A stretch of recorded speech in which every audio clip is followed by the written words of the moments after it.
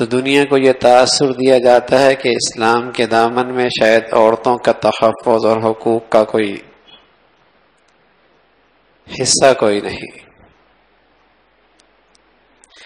اور نئی نسل کے دلوں کے اندر اسلام کے معاملے میں بغاوت ابھاری جاتی ہے۔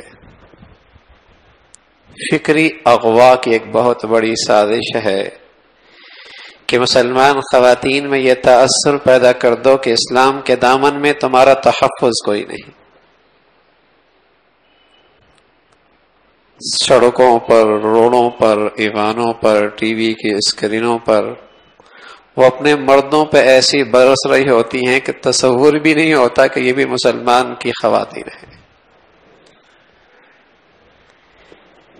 لیکن انہیں بھول اس لیے ہوئی کہ انہیں اسلامی تعلیمات سے بے خبر رکھا گیا کہ جو تحفظ اور جو مرتبہ اور جو عزت اور جو اعزاز اس کائنات میں اسلام نے عورت کو دیا ہے، کسی تہذیب کے حصے میں کچھ نہیں۔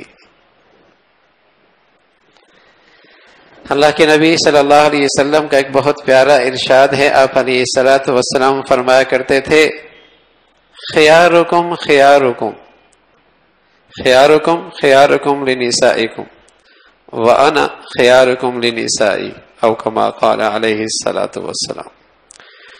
فرمایا تم میں سب سے بہتر وہ ہے جو اپنی عورتوں کے حق میں سب سے بہتر ہے۔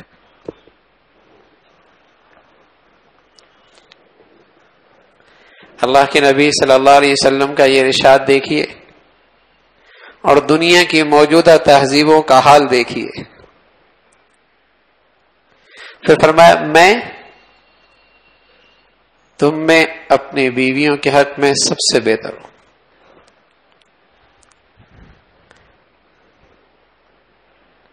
دنیا کے جن تہذیبوں میں عورتوں کے حقوق کے ڈھنڈورے پیٹے جا رہے ہیں، وہاں عورت کی حیثیت ٹیشو پیپر سے زیادہ نہیں ہے۔ وہاں اگر عورت بیوی کی شکل میں ہے تو اس کا کیا حال ہے، اور ماں کی شکل میں ہے تو جسے کہیں کہ ان کے لیے الگ گھر بنا دیے گئے، باپ کے بیٹے کے پاس اپنے ماں کے لیے وقت کوئی نہیں۔ بیٹی ہے تو وہ اپنی باپ کی شفقت سے محروم ہے، ماں ہے تو اپنے بیٹے کی خدمت سے محروم ہے، اور بیوی ہے تو اپنے شوہر کی توجہ سے محروم۔